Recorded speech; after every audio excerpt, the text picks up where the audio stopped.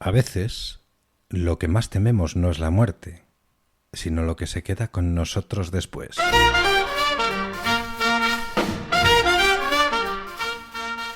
Bienvenidos a Palabras Paganas, historias que bailan, páginas que hablan. Sumérgete en mundos de tinta y papel, donde cada palabra tiene un sabor a miel. Hay una voz que recorre la noche y esa voz, como siempre, se divide en dos. En esta esquina del alma inquieta les habla Santiago Nieto, el brujo.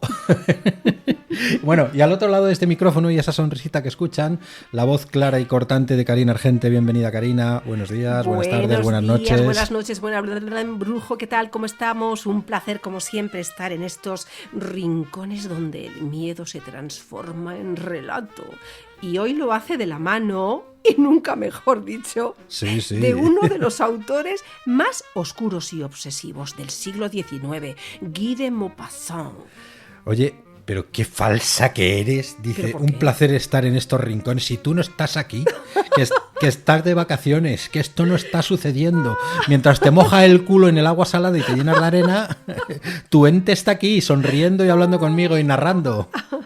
Oye, sí, Maupassant. Oye, que conoció el horror, desde dentro. ¿Sabías que llegó a asegurar que una criatura invisible le acompañaba por las noches acechando su cama? Pobrecito. Te respondo desde aquí, metida en el agua salada del Mediterráneo. Bueno, pues le voy a poner olas. Espera que le ponga olas. Un soundtrack. Ponle un soundtrack de olas. Bueno, pues que no lo decía como metáfora, es que él lo creía de verdad. Fue diagnosticado con sífilis en su juventud y con el paso del tiempo esa enfermedad degeneró en alucinaciones, manías persecutorias, delirios y demás. Decía que su propio doble, fíjate, venía a visitarle. Incluso trató de suicidarse con un abrecartas. Mira tú por dónde. Mira tú por dónde. Okay. Y nosotros que solo usamos abrecartas para abrir las editoriales, En fin, Maupassant se llevó todos estos miedos al papel y esta noche traemos dos de sus relatos más inquietantes, monográfico de Guy de Maupassant. El primero, como decíamos, La mano, que es un cuento corto pero afilado como un cuchillo, como un abrecartas. Una historia de obsesión, la obsesión de una reliquia macabra que parece tener voluntad propia. Y será tu voz la que lo cuente. Sí, y además tengo que decir que me encanta este relato, me gusta mucho. Sí, pues vamos allá. Porque además, bueno, vamos allá, no voy a destripar nada. No, tú que eres muy de spoiler, vamos con La mano. La mano, Guy de Maupassant. Estaban en círculo en torno al señor Bermutier, juez de instrucción, que daba su opinión sobre el misterioso suceso de Saint-Cloud. Desde hacía un mes, aquel inexplicable crimen conmovía a París. Nadie entendía nada del asunto. El señor Bermutier, de pie, de espaldas a la chimenea, hablaba, reunía las pruebas, discutía las distintas opiniones, pero no llegaba a ninguna conclusión. Varias mujeres se habían levantado para acercarse y permanecían de pie, con los ojos clavados en la boca afeitada del magistrado, de donde salían las graves palabras.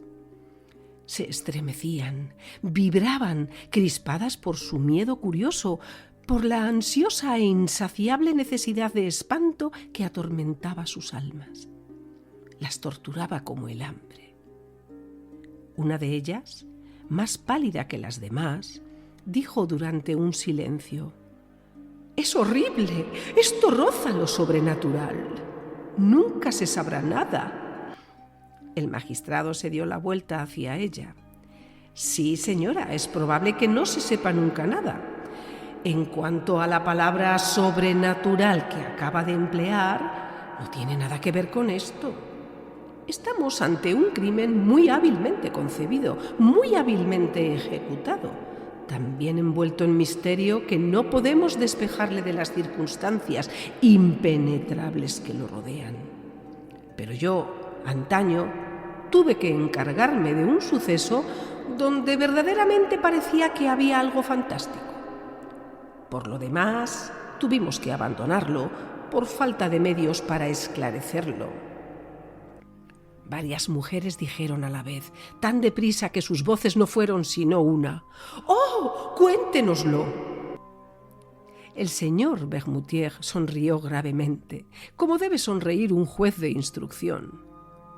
Prosiguió: al menos no vayan a creer que he podido incluso un instante suponer que había algo sobrehumano en esta aventura. No creo sino en las causas naturales. Pero sería mucho más adecuado si en vez de emplear la palabra sobrenatural para expresar lo que no conocemos, utilizáramos simplemente la palabra inexplicable. De todos modos, en el suceso que voy a contarles, fueron sobre todo las circunstancias circundantes, las circunstancias preparatorias, las que me turbaron. En fin, estos son los hechos. Entonces era juez de instrucción en Ajaccio, una pequeña ciudad blanca que se extiende al borde de un maravilloso golfo rodeado por todas partes de altas montañas. Los sucesos de los que me ocupaba eran sobre todo los de vendetas. Los hay soberbios, dramáticos al extremo, feroces, heroicos. En ellos encontramos los temas de venganza más bellos con que se puede soñar, los odios seculares, apaciguados un momento, nunca apagados, las astucias abominables, los asesinatos convertidos en matanzas y casi en acciones gloriosas. Desde hacía 2 años no oía hablar más que del precio de la sangre, del terrible prejuicio corso que obliga a vengar cualquier injuria en la propia carne de la persona que lo ha hecho, de sus descendientes y de sus allegados. Había visto degollar a ancianos, a niños, a primos. Tenía la cabeza llena de aquellas historias. Ahora bien, me enteré un día de que un inglés acababa de alquilar para varios años un pequeño chalet en el fondo del Golfo. Había traído con él a un criado francés, a quien había contratado al pasar por Marsella. Pronto todo el mundo se interesó por aquel singular personaje que vivía solo en su casa y que no salía sino para cazar y pescar. No hablaba con nadie, no iba nunca a la ciudad y cada mañana se entrenaba durante 1 o 2 horas en disparar con la pistola y la carabina. Se crearon leyendas en torno a él. Se pretendió que era un alto personaje que huía de su patria por motivos políticos. Luego se afirmó que se escondía tras haber cometido un espantoso crimen. Incluso se citaban circunstancias particularmente horribles. Quise, en mi calidad de juez de instrucción, tener algunas informaciones sobre aquel hombre. Pero me fue imposible enterarme de nada. Se hacía llamar Sir John Rowell. Me contenté pues con vigilarle de cerca, pero en realidad no me señalaban nada sospechoso respecto a él. Sin embargo, al seguir, aumentar y generalizarse los rumores acerca de él, decidí intentar ver por mí mismo al extranjero y me puse a cazar con regularidad en los alrededores de su dominio.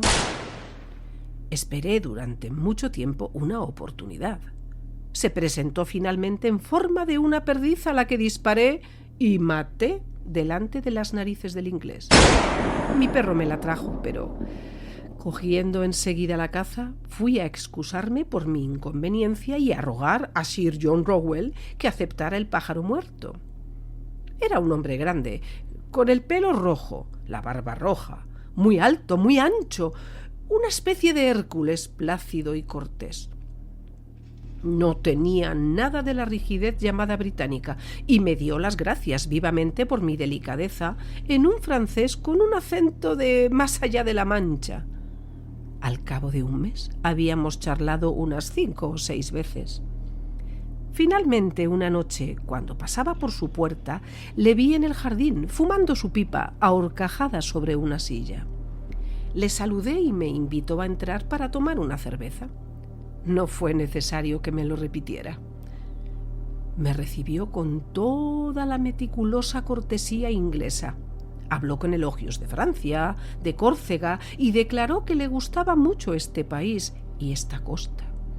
Entonces, con grandes precauciones y como si fuera resultado de un interés muy vivo, le hice unas preguntas sobre su vida y sus proyectos. Contestó sin apuros y me contó que había viajado mucho por África, las Indias y América. Añadió riéndose: «Tuve muchas aventuras, oh, yes».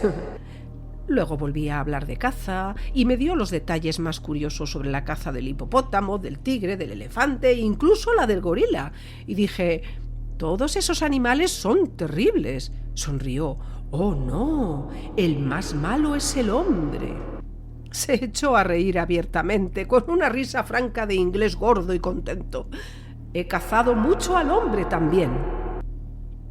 Después habló de armas y me invitó a entrar en su casa para enseñarme escopetas con diferentes sistemas. Su salón estaba tapizado de negro, de seda negra bordada con oro. Grandes flores amarillas corrían sobre la tela oscura, brillaban como el fuego. Y dijo: «Eso ser una tela japonesa».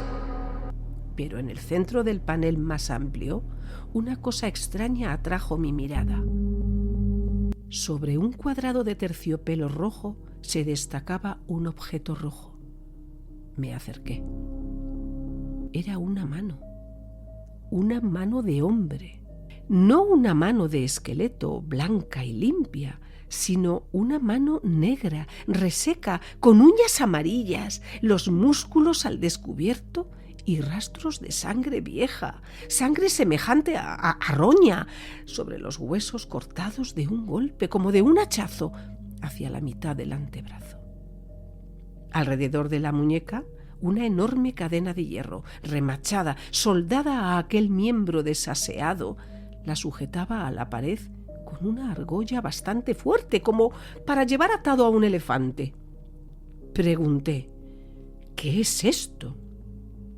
El inglés contestó tranquilamente: «Era mejor enemigo de mí, era de América. Ello había sido cortado con el sable y arrancado la piel con una piedra cortante y secado al sol durante 8 días. Oh, muy buena para mí esta». Toqué aquel despojo humano que debía haber pertenecido a un coloso. Los dedos, desmesuradamente largos, estaban atados por enormes tendones que sujetaban tiras de piel a trozos. Era horroroso ver esa mano despellejada de esa manera. Recordaba inevitablemente alguna venganza de salvaje. Y dije: «Ese hombre debía de ser muy fuerte». El inglés dijo con dulzura: «Oh, yes, pero fui más fuerte que él. Yo había puesto esa cadena para sujetarle». Creí que bromeaba y le dije: «Ahora esta cadena es completamente inútil. La mano no se va a escapar».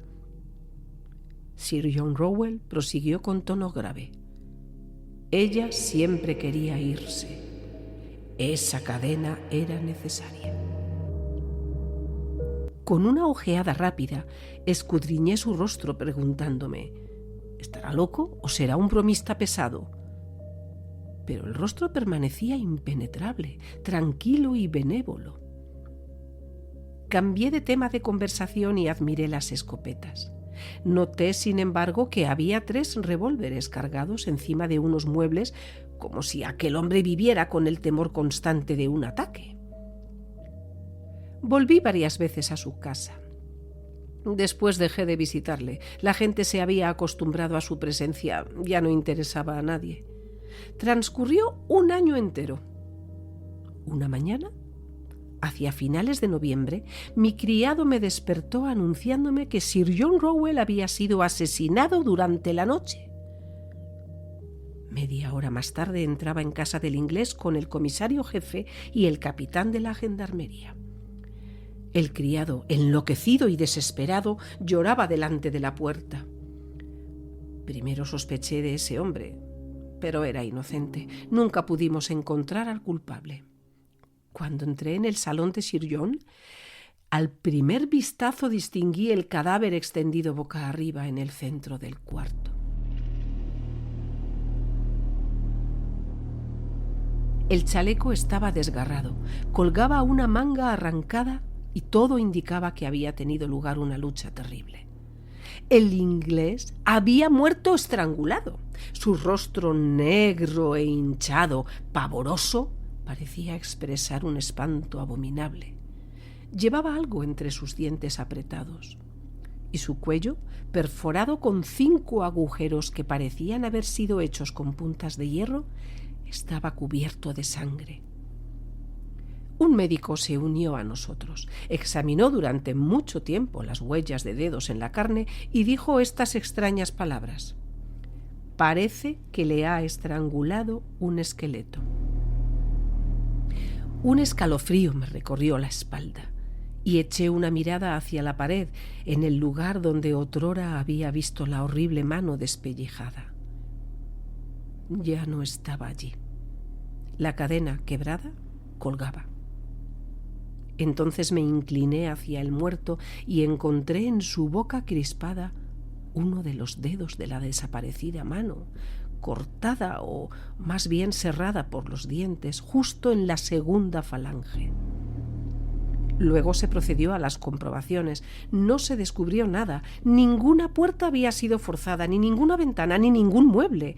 Los 2 perros de guardia no se habían despertado. Esta es, en pocas palabras, la declaración del criado. Desde hacía un mes su amo parecía estar agitado. Había recibido muchas cartas que había quemado a medida que iban llegando.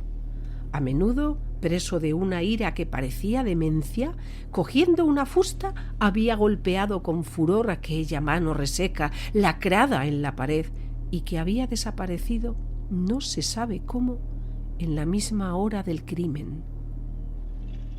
Se acostaba muy tarde y se encerraba cuidadosamente. Siempre tenía armas al alcance de la mano. A menudo, por la noche, hablaba en voz alta, como si discutiera con alguien.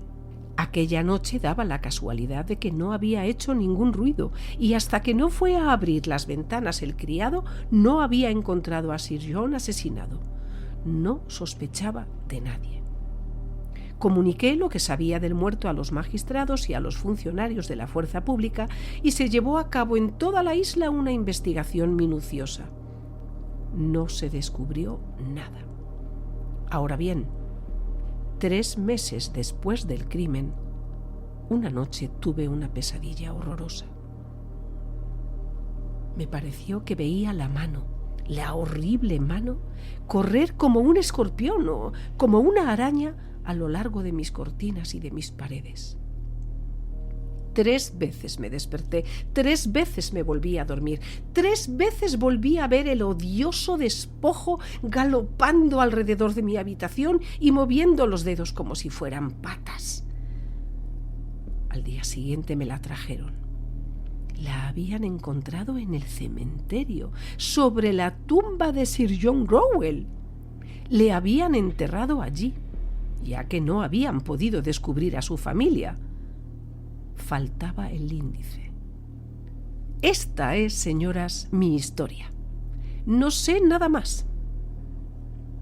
Las mujeres enloquecidas estaban pálidas, temblaban. Una de ellas exclamó: «Pero esto no es un desenlace ni una explicación.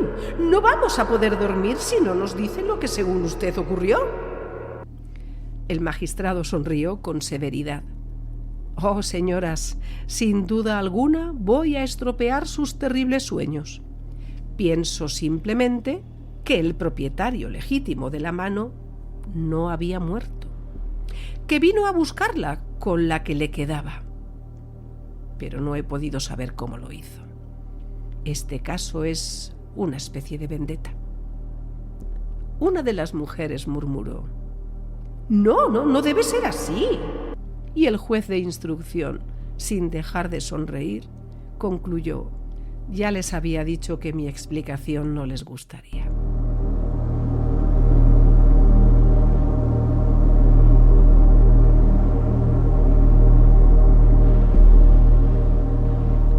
Bueno, ¿qué? ¿A qué es genial?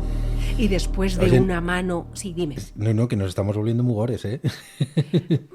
Pero es un gore fino. A mí me gusta. Me gusta. Bueno. Y yo no soy de gores, ¿eh? Me ha Pero salpicado de la mano, sangre. que está muy bien. Y después decía yo de una mano amputada que aún guarda rencor, nos espera otro relato todavía más inquietante, ¿no? Este me toca a mí. Este Este te va, toca a ti. este va de muertos, junto a un muerto. Ya el título pues lo dice todo, ¿eh? Es casi Sí. un spoiler en sí mismo. Es una historia donde la muerte, bueno, no siempre representa el final, sino un espejo oscuro de los vivos, pero antes de sumergirnos, Karina, ¿sabes que Maupassant trabajó durante años como funcionario público mientras escribía relatos que hablaban de cadáveres parlantes y presenciales, invisibles? Sí, qué fuerte, es que esto de los funcionarios es muy fuerte. Y que además escribía casi uno al día, o sea, qué máquina. En una época en que el horror aún no era un género, sino más bien una sospecha. Pero bueno, venga, brujo, coge las riendas y háblanos tú del miedo. Junto a un muerto, Guy de Maupassant. Se moría poco a poco, como se mueren los tísicos. Todos los días lo veía sentarse a eso de las 2 bajo las ventanas del hotel, frente al mar, tranquilo, en un banco del paseo. Permanecía algún tiempo inmóvil bajo el calor del sol, contemplando con ojos sombríos el Mediterráneo. A veces dirigía una mirada hacia la alta montaña de cumbres brumosas que cierra el mentón. Luego, con un movimiento muy lento, cruzaba sus largas piernas tan enflaquecidas que parecían los huesos alrededor de los cuales flotaba el paño del pantalón, y abría un libro, siempre el mismo. Entonces, sin variar de postura, leía. Leía con los ojos y con el pensamiento. Parecía que todo su pobre cuerpo desfalleciente leía, que su alma penetraba, se perdía, desaparecía en aquel libro hasta la hora en que el aire fresco lo hacía toser un poco. Entonces, levantándose, penetraba en el hotel. Era un alemán alto de barba rubia que almorzaba y comía en su cuarto y no hablaba con nadie. Una vaga curiosidad me atrajo a él. Un día me senté a su lado teniendo yo también en la mano, por bien parecer, un volumen de poesías de Musset. Me puse a hojear Rolla. De pronto mi compañero me preguntó en un francés muy correcto: ¿Sabe usted alemán, caballero? Ni una palabra. Lo siento, porque ya que la casualidad nos ha reunido le hubiera prestado, le hubiera hecho fijarse en una cosa inestimable. Este libro que aquí tengo. ¿Qué libro es ese? Es un ejemplar de mi maestro Schopenhauer, anotado por él. Todas las márgenes, como puede ver usted, están cubiertas por su letra. Cogí con respeto aquel libro y contemplé aquellos garabatos incomprensibles para mí, pero que revelaban el inmortal pensamiento del mayor destructor de sueños que ha pasado por el mundo. Entonces los versos de Musset estallaron en mi memoria. Voltaire, ¿duermes contento y tu sonrisa horrible envuelve aún tu rostro de ironía indecible? Y comparé involuntariamente el sarcasmo infantil, el sarcasmo religioso de Voltaire con la irresistible ironía del filósofo alemán cuya influencia es, a pesar de todo, imborrable. Aunque muchos protesten, se enfaden, se indignen o se exalten, no hay duda de que Schopenhauer ha marcado a la humanidad con el sello de su desdén y de su desencanto. Filósofo desengañado, ha derribado las creencias, las esperanzas, las poesías, las quimeras. Ha destruido las aspiraciones, ha asolado la confianza de las almas, ha matado el amor abatiendo el culto ideal de las mujeres. Ha destrozado las ilusiones del corazón. Realizó la obra más gigantesca de escepticismo que pudo intentarse. Todo lo ha aplastado con su burla. Hoy mismo, los que lo abominan llevan indudablemente muy a pesar suyo en sus ideas reflejos de su pensamiento. ¿Ha conocido usted en la intimidad a Schopenhauer?, pregunté al alemán. «Hasta su muerte, caballero», contestó sonriendo con profundo aire de tristeza. Me habló de él, refiriéndome la impresión casi sobrenatural que causaba aquel ser extraño a cuantos a él se acercaban. Me contó la entrevista del viejo demoledor con un político francés republicano, el cual, queriendo ver a aquel hombre, le encontró en una cervecería tumultuosa, sentado entre sus discípulos, seco, arrugado, riendo con una risa inolvidable, mordiendo y desgarrando las ideas y las creencias con una sola palabra, como un perro que de un mordisco deshace los tisús con los que está jugando, y me repitió la frase de aquel francés que al irse enloquecido y azorado exclamaba: «He creído pasar una hora con el diablo». Luego añadió: «En efecto, tenía una espantosa sonrisa que nos inspiró miedo hasta después de su muerte. Es una anécdota casi desconocida y que puedo contarle si le interesa». Su voz cansada era interrumpida con frecuencia por los golpes de tos mientras me refería a lo siguiente. «Schopenhauer acaba de morir y convinimos que le velaríamos de 2 en 2 hasta la mañana siguiente».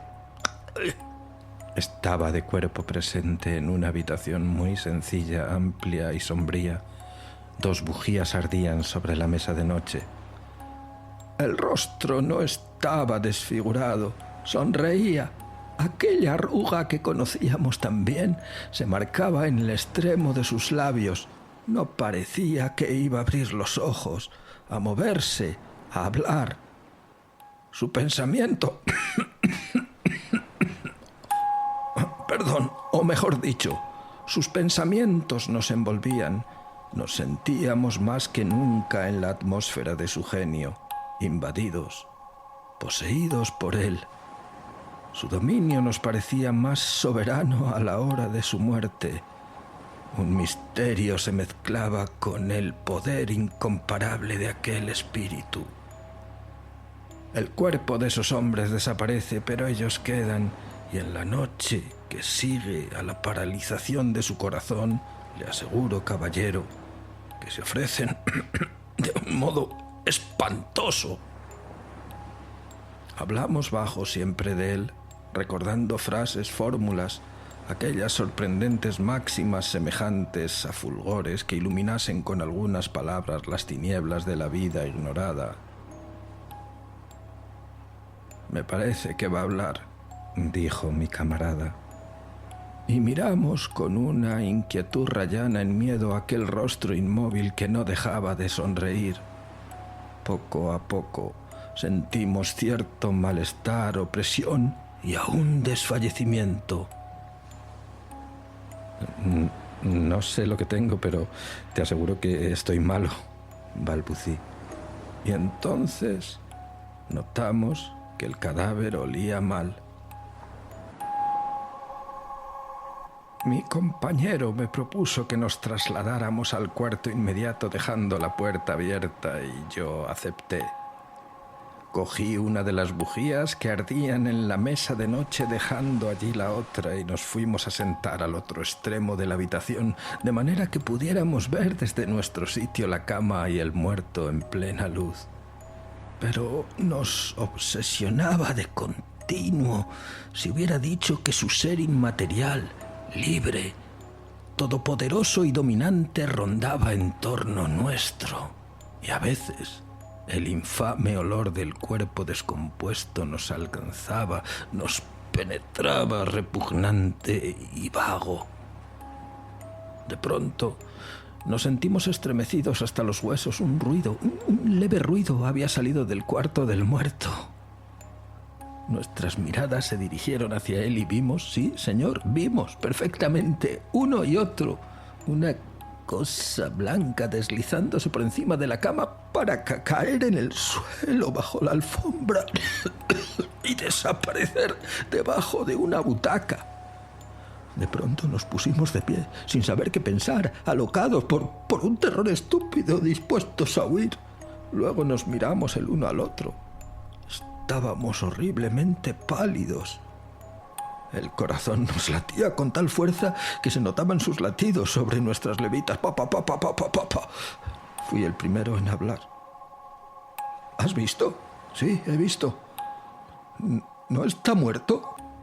Se halla en estado de putrefacción. ¿Qué vamos a hacer? Mi compañero vacilante dijo: hay que ir a verlo, hay que ir a verlo. Cogí nuestra bujía y Entré delante, registrando con la mirada la extensa habitación de rincones oscuros. Nada se movía, nada. Me acerqué a la cama, pero permanecí sobrecogido de estupefacción, de espanto. Schopenhauer ya no sonreía. Tenía un gesto horrible, la boca apretada, las mejillas profundamente hundidas. «No está muerto», exclamé.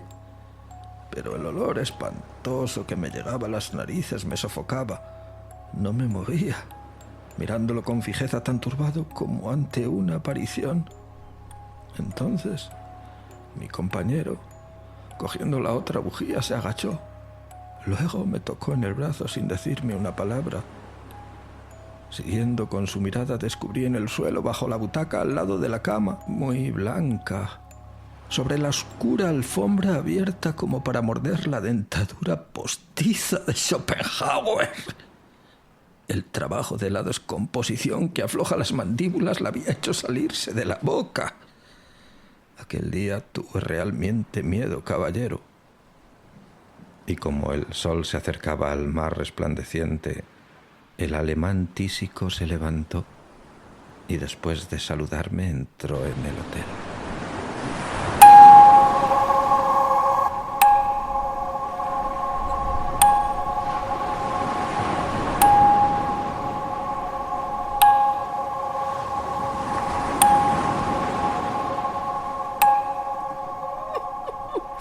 ¡Madre mía! Está bien, ¿eh? Vaya veranito nos estamos dando, a nuestros audientes.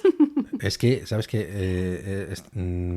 Yo creo que las estrellas son Poe y Lovecraft, pero Sí. Guy de Maupassant, Sí. del que ya hemos leído algunos relatos, es fantástico. Y así a lo tonto, entre miembros cercenados y cadáveres que no descansan. Estamos ya cerrando otro capítulo. ¿Ya el número cuál de palabras paganas? 21, 22, 23, 24... Madre del amor hermoso. Vamos camino del 25 aniversario y empezamos nueva temporada. Sí, sí, sí.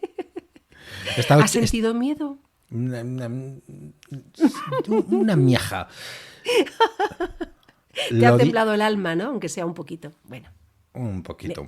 me callo, que es que estoy de vacaciones y me lanzo, Santi. Sí, ya oigo las olas. Esta noche nos hemos acercado a la sombra de Guy de Maupassant y quizás como él, pues alguno de nosotros sí que sintamos que algo nos observa en la oscuridad. Miedo, no sé.